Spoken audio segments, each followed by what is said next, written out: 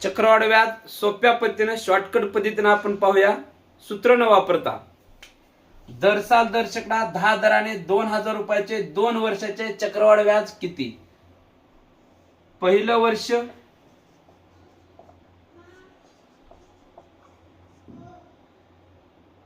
काय करायचं बघा, 2000 गुणिले 10 भागिले 100 हे 2 शून्य कट किती आले? हे 200। परत दुसरे वर्ष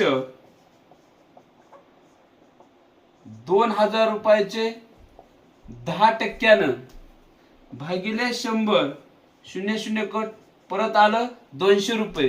दर साल दर शेकडा 10 दराने 2000 रुपयाचे 2 वर्षाचे चक्रवाढ व्याज। पहिल्या वर्षी 200 रुपये, दुसऱ्या वर्षी 200 रुपये, आलेले जे शेवटचं उत्तर आहे 200 त्याचे परत 10% काढायचे। 200 गुणिले 10 भागिले 100 हे शून्य शून्य कट आलं उत्तर हे 20। सर्वांची बेरीज करा, 200 आणि 200 400 आणि 20 420 सूत्रात ठेवा। शॉर्टकट पद्धतीनं सूत्रात ठेवून हेच उत्तर येतं। शॉर्टकट पद्धतीने 1 मिनिटाच्या हे उत्तर आलं 420। अजून एक उदाहरण पाहूया। इथं 2000 ऐवजी 5000 रुपये घेऊ आणि पाहू उदाहरण। पहिल्या वर्षी 5000 रुपयाचे 10% भागिले 100 शून्य शून्य कट आले हे 500 रुपये।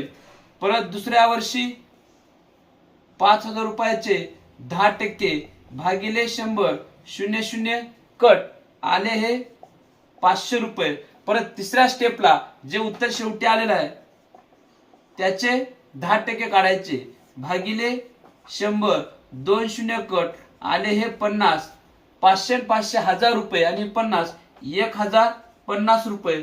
चक्रवाढ व्याजाने शॉर्टकट पद्धती चक्रवाढ व्याज काढण्यासाठी शॉर्टकट पद्धतीनं आपल्याला हे असं उदाहरण सोडवता येईल। 1050 रुपये उत्तर आलं। म्हणजे चक्रवाढ व्याज काढण्यासाठी पहिल्या वर्षी त्याचं टक्केवारी काढायची, दुसऱ्या वर्षी टक्केवारी काढायची आणि आलेल्या टक्केवारीचं उत्तराला परत जे टक्केवारी दिले दर दिले त्याने त्याची टक्केवारी काढायची। म्हणजे आपलं पूर्ण उत्तर येतं शॉर्टकट पद्धतीनं।